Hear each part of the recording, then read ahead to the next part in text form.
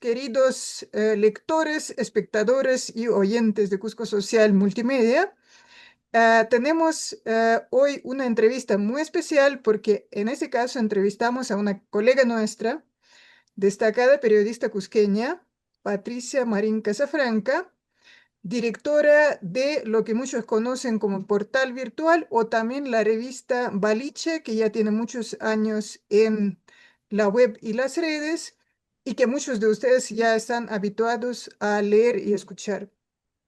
Entonces, bueno, está con nosotros Patricia. Patricia es periodista de profesión, ha estudiado periodismo y comunicación social en la Universidad de San Antonio Abad del Cusco. Luego hizo posgrados en gestión cultural y desarrollo. Actualmente vive en Lima, pero no pierde nunca conexión con el Cusco y sigue dedicando a Cusco todo su trabajo. Bienvenida, Patricia. Hola Vera, ¿cómo estás? Vamos a conversar un poquito sobre tu trayectoria desde el principio. ¿Cómo decidiste ser periodista? ¿Por qué te llamó atención esta profesión? ¿Y cómo fue para una mujer en aquella época? No vamos a decir cuántos años tienes, No, pero no tengo ningún problema en decir mi ¿cómo, edad, nunca lo tuve. cómo te decidiste, cómo optaste por esta profesión tan arriesgada, tan poco común, digamos, para las mujeres de aquella época? Bueno, para mí fue habitual, fue normal, fue casi desde que fui una niña, sabía que iba a ser comunicadora, periodista. Crecí en un ambiente donde em, tenía un padre. Mi padre era un comunicador, era fotógrafo, tenía su cuarto de fotografía, era radioaficionado, y todos los días escuchaba radios de todo el mundo, radios, Radio Nederland, Radio la BBC de Londres, La Voz de los Estados Unidos, radios bolivianas que eran muy buenas, y con una programación muy, muy distinta a la que estábamos acostumbrados a escuchar en el Cusco, ¿no? Entonces, para mí era como una magia ver a mi padre comunicarse con el mundo mediante su equipo de radio. Y entonces la vocación nació desde muy temprano. Al momento de optar por la carrera universitaria, ¿cómo fue, cómo tomaste esta decisión? Era obvio, me preguntaron qué quería estudiar y dije comunicación social, ¿no? Aunque la verdad que fue todo eh, un shock entrar a la facultad. He tenido muy buenos profesores que terminaron siendo mis colegas en la radio, pero no teníamos teléfono, no teníamos una cámara fotográfica, no teníamos una máquina de escribir. En realidad, no teníamos cómo hacer una práctica. Éramos oidores y copiadores de cursos que dictaban los profesores que nos enseñaban. Entonces, mi formación prácticamente se la debo a mi padre, a sus libros y a mi curiosidad por, por leer, por mirar otros medios, otras situaciones comunicativas, ¿no? ¿Y cómo empezó tu trabajo en periodismo? ¿Era fácil para una mujer en ese medio en aquel tiempo abrirse camino? Bueno, ya tenía yo personas que habían hecho un trabajo previo para, para mi generación, ¿no? Para comenzar, Cusco es la tierra de Clorinda Mato, ¿no? Ya teníamos una mujer periodista de un peso importante y después la más cercana a mi generación fue Arely Arauz, con quien estuve en Radio El Sur mucho tiempo. Y a mí no me fue nada difícil insertarme en la comunicación, en la radio, que era que es hasta ahora, sigue siendo, el medio por excelencia que los cusqueños utilizamos. Entonces tú empezaste a trabajar en la radio.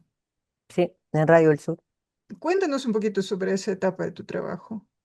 Bueno, yo comencé haciendo un programa, siempre tendí a hacer programas propios. Y por supuesto que comencé hablando de las mujeres, ¿no? En ese momento, cuando yo inicié, tenía un programa que se llamaba Mujeres en la Historia, que constituyó, según las investigaciones, uno de los primeros programas que hablaban de la mujer en el Perú. Y eso fue gracias a Financiera del Sur, que le gustó el proyecto, y el programa también contó porque tampoco teníamos mucha información en ese tiempo. Con el apoyo, me acuerdo que en ese momento estaba Lizzie Cuón como directora de cultura en lo que era en ese entonces la Casa de la Cultura, o no me acuerdo qué título tenía, pero no era Ministerio de Cultura, era el previo al Ministerio de Cultura, que estaba a cargo y me abrió las puertas de la biblioteca y entonces yo iba ahí y me volví ratón de biblioteca y buscaba todo lo que había de mujeres, sean cusqueñas, limeñas, peruanas, argentinas, norteamericanas, universales, ¿no? Porque se sabía poco de las mujeres y su aporte en la historia del mundo, ¿no? Había muchos hombres famosos, pero de las mujeres no se hablaba, ¿no? No se hablaba de Cecilia Tupac Amaru, de Micaela Vestidas, no se hablaba, simplemente no se hablaba. No se hablaba de mujeres cusqueñas que habían trabajado, hecho cosas, la primera abogada, la primera mujer que ingresa a la universidad, etcétera. Todas ellas pasaron por mujeres en la historia. Y ese fue el primer programa que hice como periodista ya joven, ¿no? Jovencita, digamos. ¿Cómo ha cambiado la práctica periodística desde aquel tiempo a nuestro tiempo? ¿Y cómo ha ido avanzando tu trayectoria periodística, es decir, en lo general y en lo personal también? Bueno, el periodismo definitivamente, si bien habían mujeres como Ernestina Vaca, Arely Araoz, que habían tenido cargos en el periodismo en el Cusco, en general era en mi época aún un, un espacio masculino, generalmente masculino. Las mujeres no teníamos cargos directivos. Tanto Arely como yo ya dirigimos programas periodísticos. Arely, por supuesto, antes que yo. Fue una de las primeras mujeres directoras en Radio El Sur de prensa, ¿no? Pero en la mayoría eran los hombres los que tenían la voz cantante, la voz en primer lugar, ¿no? O sea, locutores eran más que periodistas, eran locutores. Y en mi generación, los que estudiaron conmigo en la universidad ejercían bueno, en general, creo que el periodismo en Cusco y lo he dicho en Balicha, porque he entrevistado a todos los periodistas que en ese momento estaban este, ejerciendo cargos, Carlos Cuaresma, los dos que fueron presidentes de la región, Alosilla, en fin, eran y son programas sumamente venales, sumamente agresivos y, y de, y de denuncia permanente, ¿no? De confrontacional, digamos, y nunca me gustó ese tipo de periodismo. Em, Germán Alatrista, Aníbal Acurio, fueron los que sembraron esa forma de hacer periodismo, donde Efraín Paliza Nava, que era corresponsal del comercio, por tanto tenía una línea mucho más serena, más conservadora, diría yo, ¿no? Frente a la trista que le decían Germán el aprista Bustamante. Y y Aníbal Acurio, que bueno, tenía toda la escuela que dejó a los Silla, ¿no? Y bueno, ese es el periodismo que se ejercía y que se ejerce, creo que lamentablemente hasta el día de hoy, salvo algunas excepciones. Pero todo eso ha cambiado mucho, gracias a Dios, con la aparición de, yo no sé si el tono, la forma, hay, podemos hablar de diversidad de, de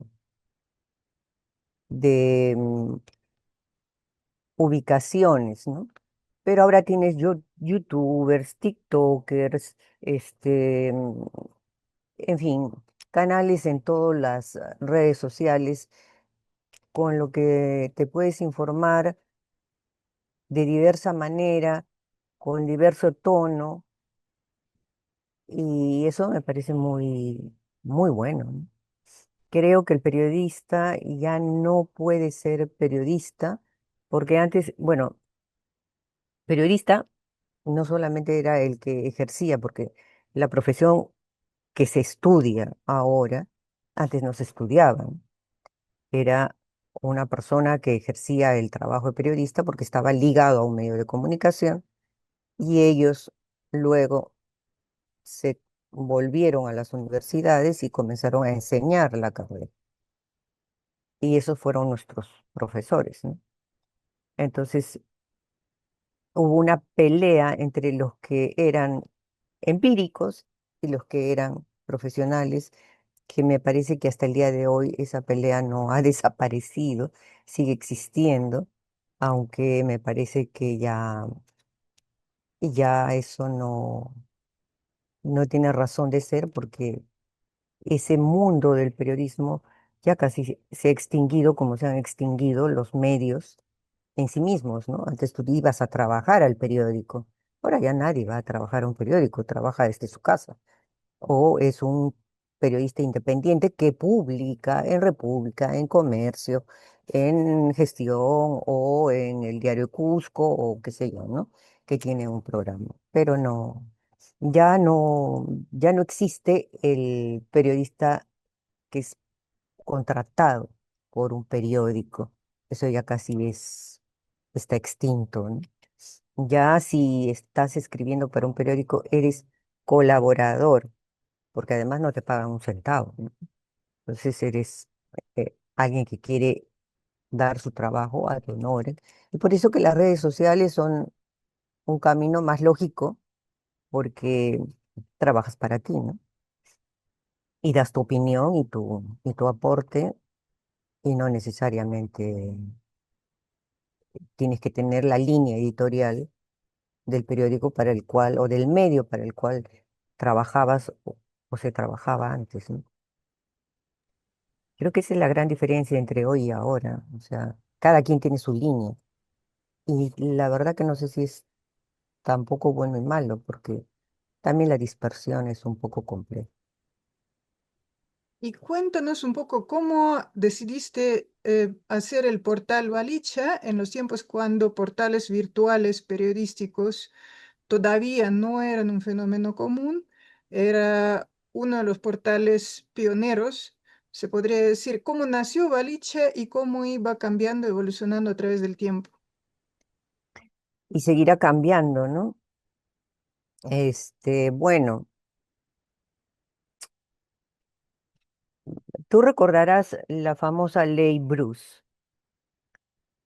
que se dio, no me acuerdo el número de la ley, pero la podría buscar en este momento si fuera necesario, pero ocasionó un gran conflicto entre el Cusco y Lima y los medios de comunicación formales, ¿no? Em, Se trataba de poner en concesión las zonas de amortiguamiento de los monumentos patrimoniales históricos de todo el Perú. Entonces era sumamente complicado porque era difícil sostener un patrimonio tan complejo como el peruano en manos de cualquier empresa privada, que sea nacional o extranjera, que vinieran capitales cualquiera que fueran, ¿no? Y yo hice mi propia batalla en Lima, pero la voz de todos los medios de comunicación de Lima veían el conflicto en Cusco como literal, los hubo una viñeta de unos chunchos que estaban disparando flechas a un avión que decía desarrollo. Esa era la concepción que tenían los medios de comunicación de Lima con respecto a lo que sucedía en, en el Cusco y sus protestas. Y ojo que las protestas no eran de grupos de izquierda ni de derecha, era todo el Cusco que estaba en contra de la ley. El Cusco pedía a rajatabla que la ley se derogara y era el gobierno aprista. Yo fui, conversé con el ministro de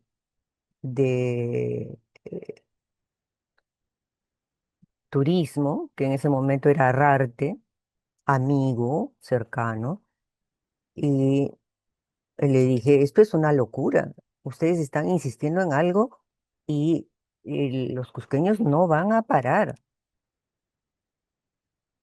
Pero no había forma de que yo publicara una entrevista desde el punto de vista de por qué los cusqueños no querían esa ley. Y tampoco habían cusqueños que quisieran hablar del asunto. Tenían miedo. Mucha gente tenía miedo de dar su opinión. Y era un momento bien, bien complejo en la historia del, del turismo cusqueño, del turismo peruano. Y así nació Balicha. Y dije, bueno, si nadie quiere escuchar, nadie me deja entrevistar a nadie, nadie quiere dejarse entrevistar, pues yo salí con un editorial que se publicó en balicha.com y ese fue el nacimiento de balicha.com.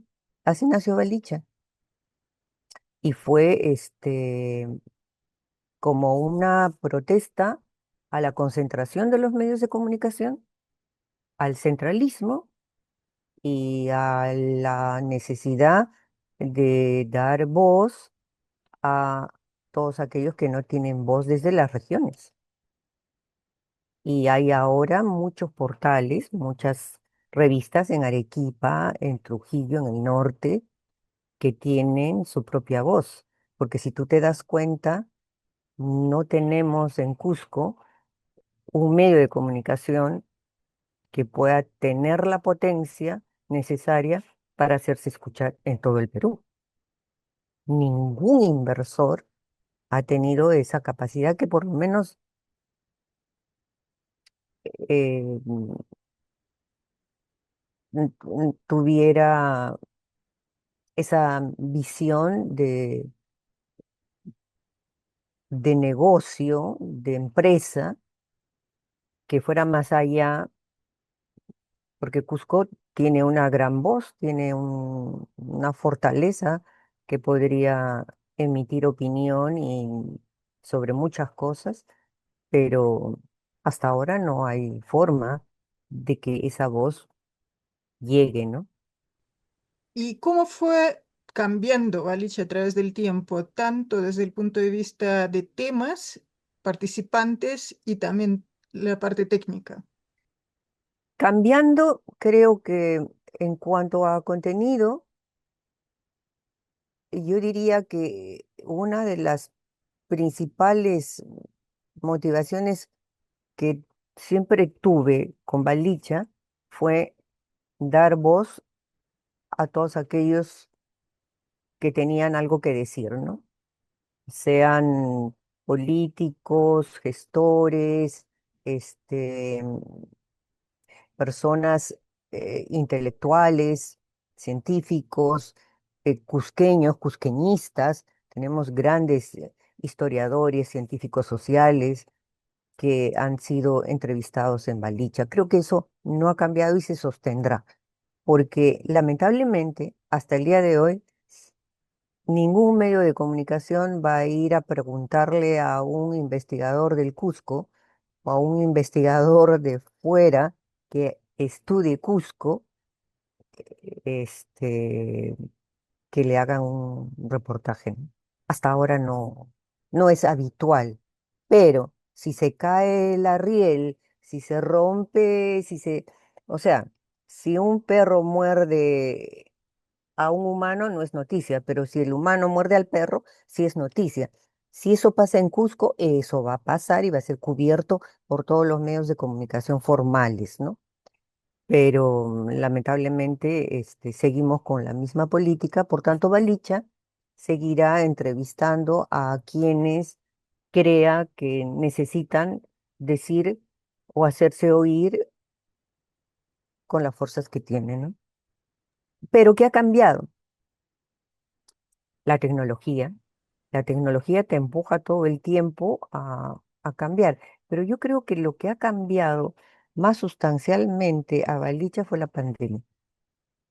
La pandemia fue un corte, es un antes y un después. Yo antes de la pandemia tenía la posibilidad de ir a Cusco, estar en Cusco 15 días, estar con mi familia también, y en esos 15 o 20 días que podía estar, me traía información que producía aquí en mi casa con mi esposo, ya, y trabajaba, pues y después se publicaba como entrevista escrita en el portal, que ese era el portal en estricto sensu.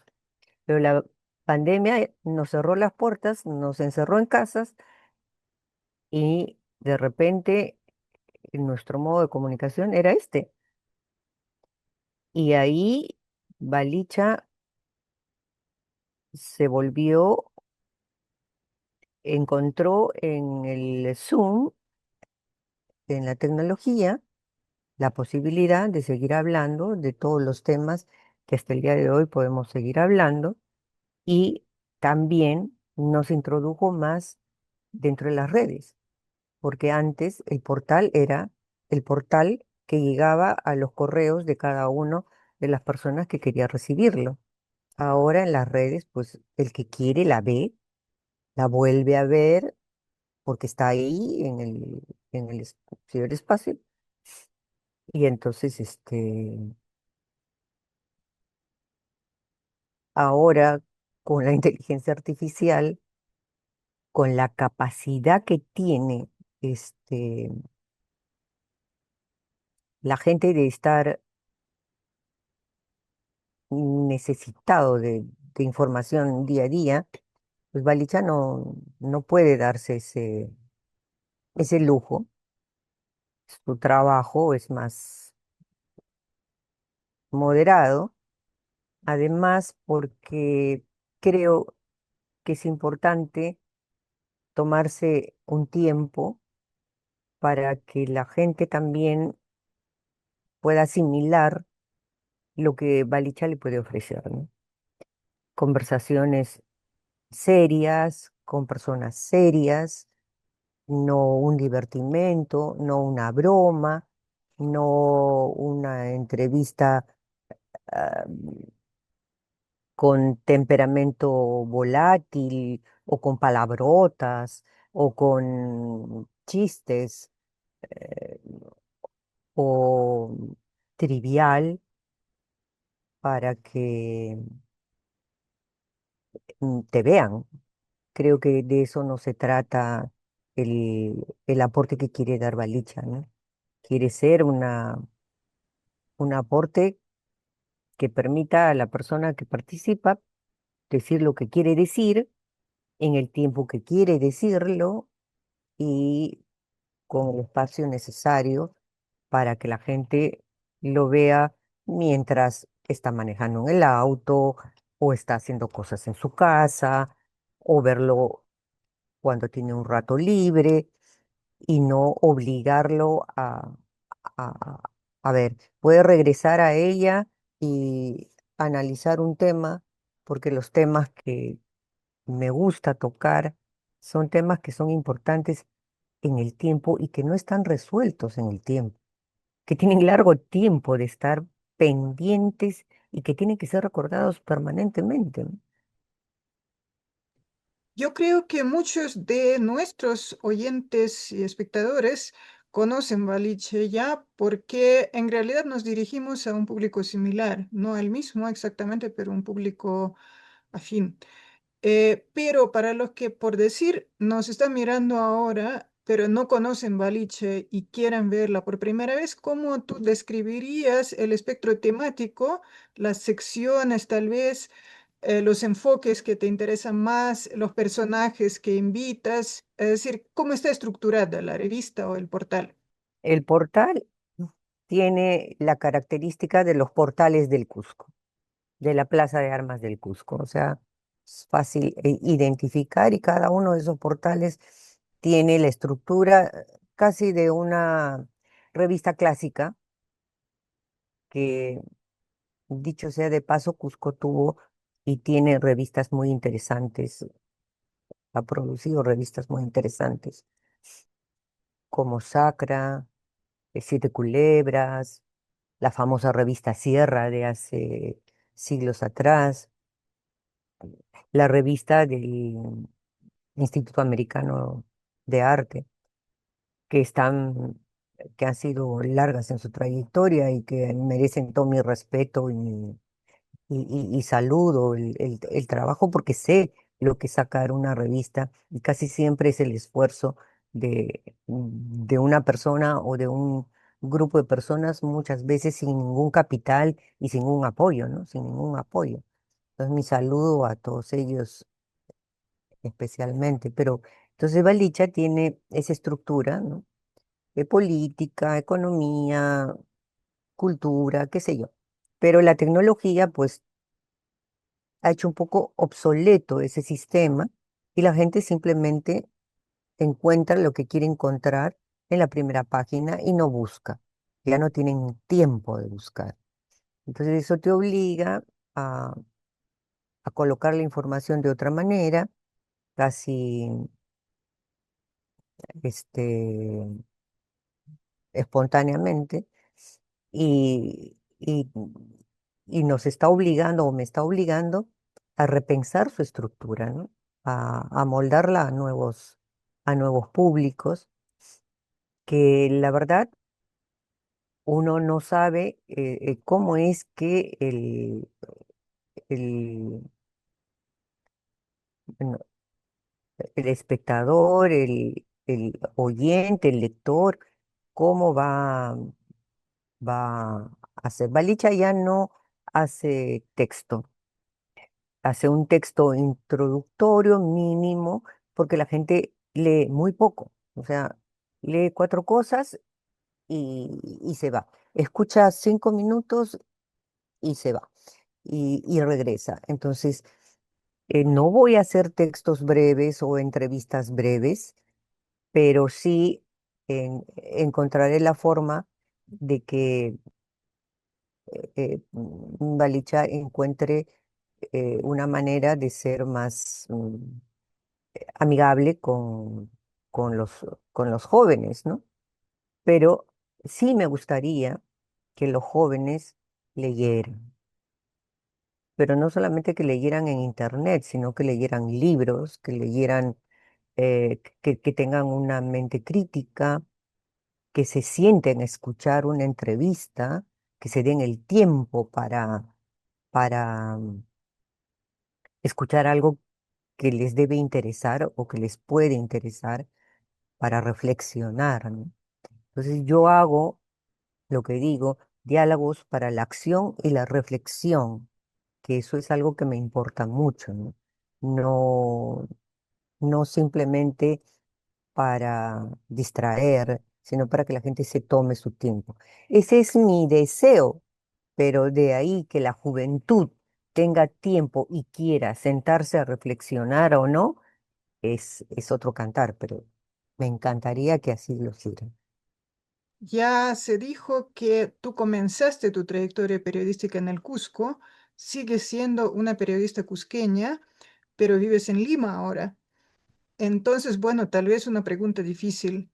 ¿Cómo mantienes este vínculo con el Cusco? Si te cuesta, no te cuesta, ¿qué es lo que extrañas? Si quieres algún día volver al Cusco, ¿cuál es tu lazo personal y profesional con esta ciudad?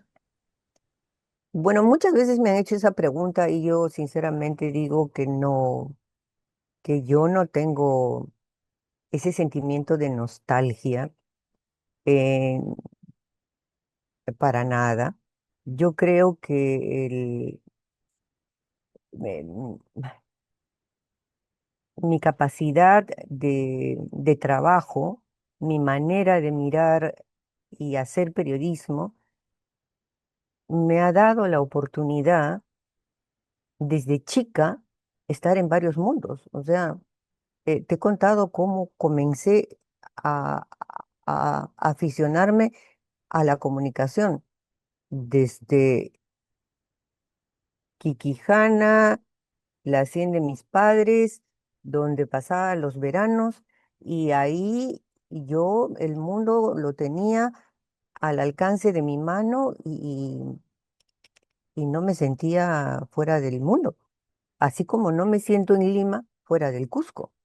Yo tengo contacto diario con la gente y para eso Internet ha sido una maravilla.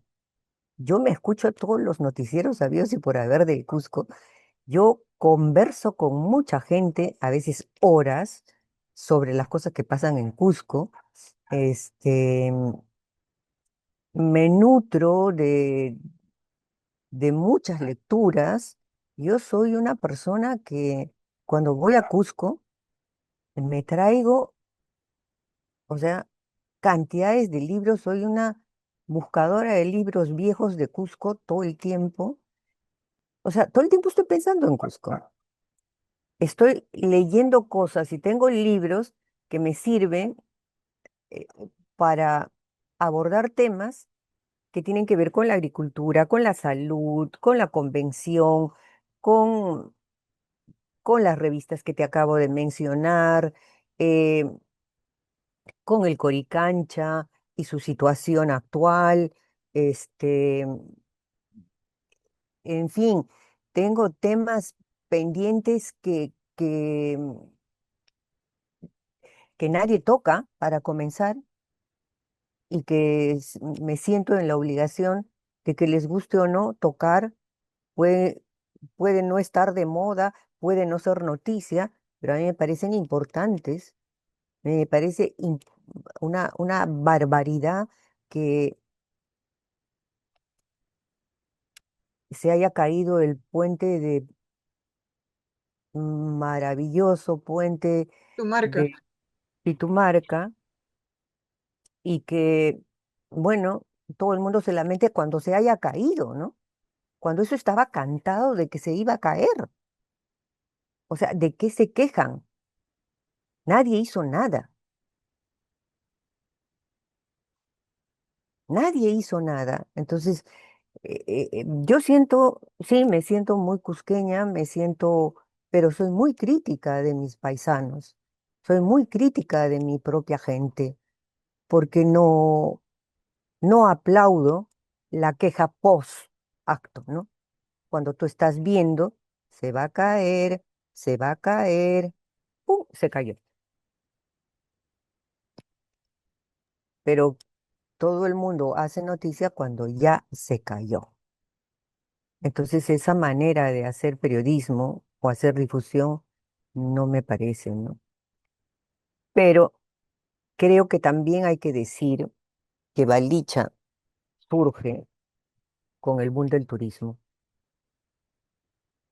porque el cambio que hay en 30 años en Cusco es impresionante, ¿no? Es el turismo, Cusco antes del turismo y después del turismo. Y creo que hemos elegido el modelo más negativo y ahí estaba Licha, que ha hecho entrevistas 20 con una posición no antiturismo, sino pro turismo sostenible, respetuoso. Lumbreras en una revista, en una entrevista en Balicha, te la pueden buscar, dice, ojo con el monoturismo, nos va a traer muchos problemas. Y dicho y hecho, Machu Picchu se está deshaciendo. Sigue siendo nuestra gran maravilla, pero su gestión está hecha polvo y no podemos solucionarla. Y creo que el gremio del turismo tiene mucho que ver en eso y mucho que solucionar. Está en sus manos hacerlo. Y también las autoridades que elegimos inconscientemente todos los años, ¿no? Y también porque tampoco hay opciones, ¿no? O sea, tampoco tenemos, o sea, yo tengo un editorial que pueden buscarlo en el portal. Necesitamos un líder, necesitamos líderes, necesitamos gente que piense críticamente y que solucione los problemas, no que genere más problemas, ¿no? Pero no veo líderes. Hablando de personajes, personalidades, ¿quiénes han sido a tu juicio tus invitados, tus entrevistados más trascendentes, tus entrevistas favoritas, las personas que realmente han repercutido en la opinión pública a través de su opinión, a través de sus palabras? Algunos nombres que pudieras recordar sin que otros se ofendan. Bueno, yo creo que eso podría dejárselo al público, ¿no? O a los lectores o a los seguidores del portal, o, pero para mí, yo tendría que decir que eh, Luis Barreda Murillo es uno de los entrevistados más lúcidos, más inteligentes y más sui generis que uno podría imaginarse, ¿no? Pero sí tuve la suerte de entrevistarlo y creo que fue una de las últimas entrevistas que dio antes de morir.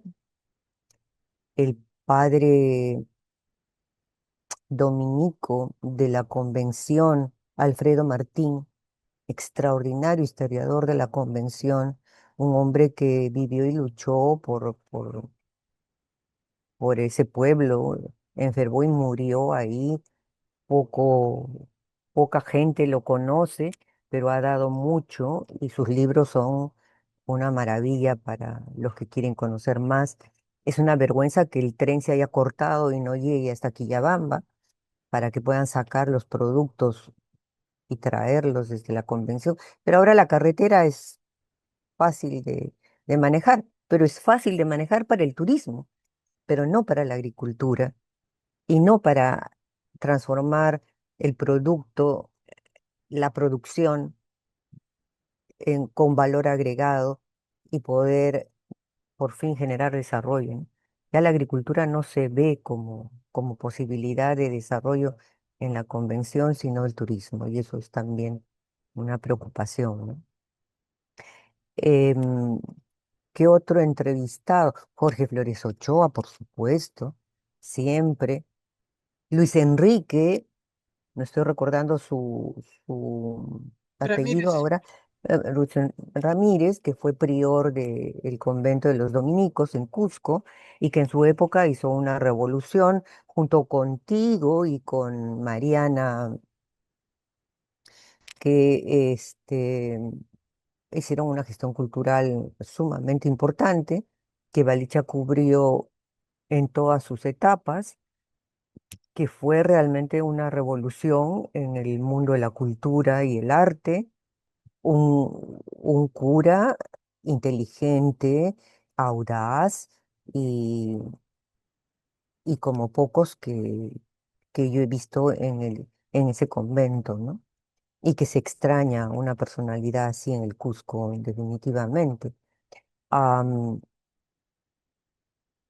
en fin, Edward Rani, José Carlos Huayhuaca, las hermanas Escobar que me hablaron de su madre, Arely Arauz, que la entrevisté como periodista.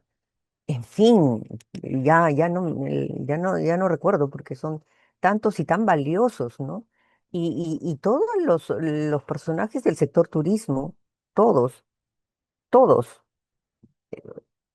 Y desde el punto de vista de la agricultura, por ejemplo, Carlos Paredes, un promotor muy importante de lo que es la pequeña agricultura familiar, que está dando trabajo y mejorando la economía en el sector rural.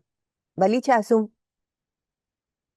una actividad de difusión de todo lo que es el conocimiento, el saber, los problemas, su gente, promocionar sus escritores, Enrique Rosas, Lucho Nieto, sus fotógrafos. Hemos descubierto fotógrafos como Guillermo Guevara, por ejemplo, ¿no? En fin, o sea, que hemos trabajado y con mucho gusto, con mucha alegría, porque es, da gusto mostrar algo por lo que tú realmente sientes y quieres, ¿no? Entonces, ¿cómo puedes sentir nostalgia si donde sea que tú estés, puedes hacerlo? Porque ahora, gracias a Dios, o gracias a, no sé, no quiero nombrar los nombres porque eh, no son muy queridos, sobre todo en este periodo del mundo, toda la gente de Silicon Valley ha hecho posible que esto sea así, ¿no? O sea, no es mérito nuestro, es mérito del primer mundo, pero nos hemos colgado para bien, ¿no? Gracias también a los villanos que necesitan nuestra gratitud. Bueno, ahora otra pregunta un tanto difícil probablemente. Ah, aquí sí quiero contar una pequeña anécdota. Alguna vez yo estuve en Lima en un evento sobre el arte independiente, la cultura independiente. Y estaba en el mismo evento un gran amigo, artista Alan Poma. Y él tenía que hacer una presentación sobre el arte independiente y lo primero que dijo, dijo, yo tengo dos preguntas. Primero, ¿independiente qué? Y segundo, ¿cómo puedo hacer para dejar de ser independiente porque necesito plata? Así empezó.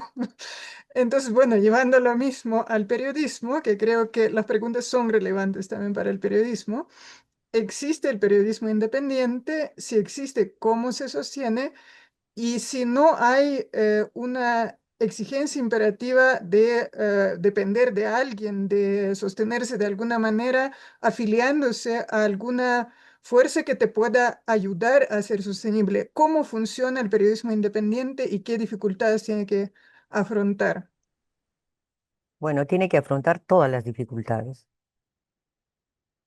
El que quiere ser independiente tiene que saber que tiene que bailar con su propio pañuelo.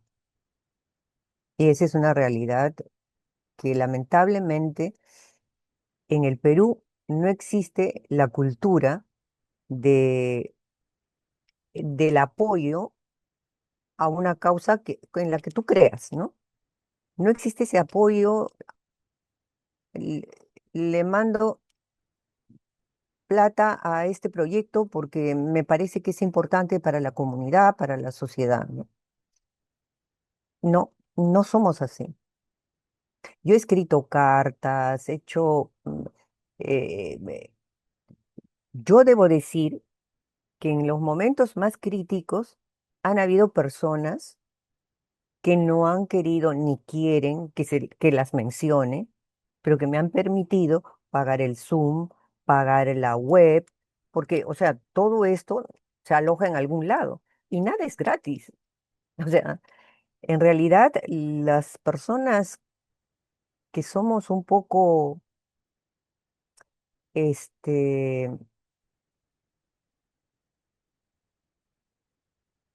no hay otra forma de decirlo. Si tú quieres decir lo que piensas y en lo que crees, no puedes depender de nadie, porque en la medida que tú recibas dinero efectivo de un determinado sponsor o determinado cliente, ese cliente te pone sus condiciones, ¿no? O su línea, o te pide una, una entrevista, o te pide que hables o no toques determinados temas. Entonces, es un condicionamiento permanente. Y la única manera es decir, bueno, no le debo nada a nadie, ¿no?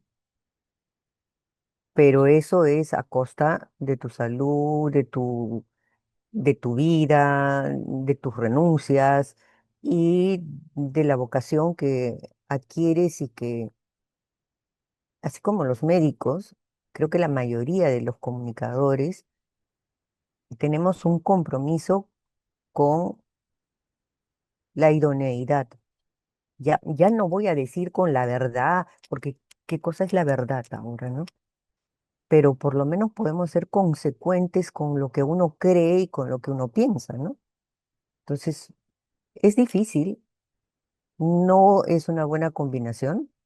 Yo no le aconsejaría a nadie que siga mi camino, pero sí me gustaría que hubieran muchas personas valientes que opten por él, ¿no? Ya tenemos que finalizar la entrevista y para finalizar quisiera hacer una pregunta linda, más simpática, creo que más, como más personal.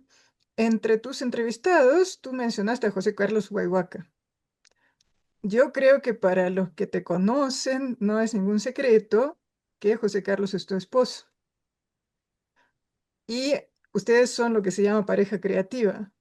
Ambos son cusqueños, unos cusqueños, digamos, presentes virtualmente en Cusco. Pero ¿a qué voy? ¿A qué va mi pregunta? José Carlos es cineasta, también tiene mucha experiencia en comunicación, aunque de otro tipo, digamos, de otro perfil. Y tú eres periodista. ¿Cómo resulta la colaboración dentro de una familia de dos personas creativas con perfiles tan parecidos y al mismo tiempo tan distintos? ¿Qué Bueno, aporta? para comenzar, tenemos muchas cosas en común, pero somos muy diferentes. En primer lugar, y yo conocí a José Carlos como periodista. Yo entrevisté a José Carlos cuando fue a estrenar Profesión Detective la primera vez, cuando se estrenó en Cusco, y yo estaba haciendo un programa en Radio del Sur que se llamaba Enfoque, un programa noticioso.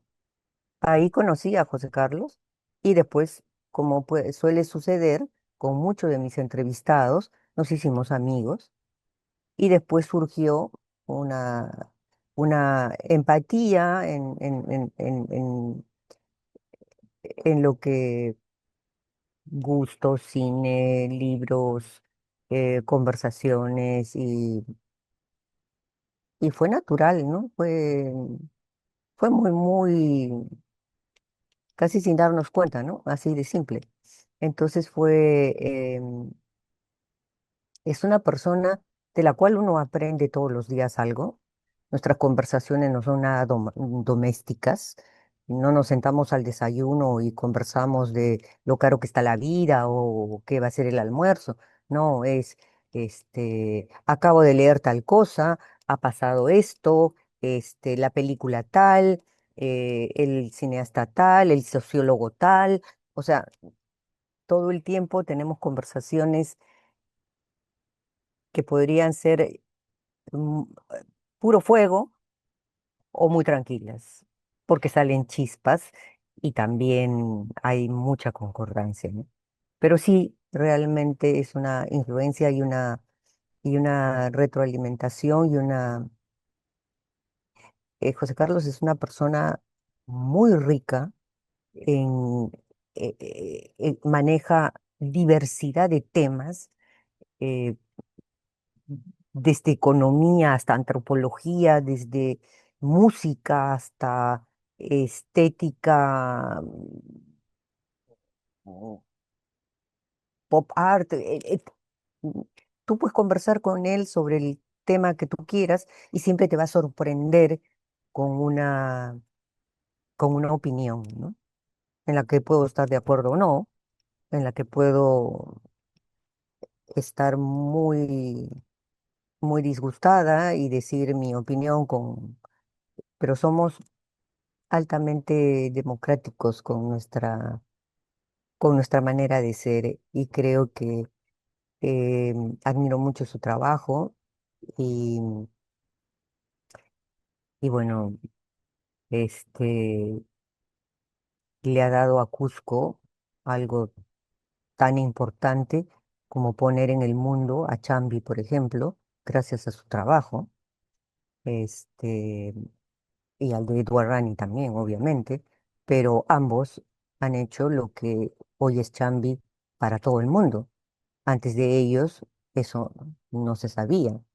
Entonces sí, creo que ni José Carlos ni yo estamos lejos de Cusco nunca.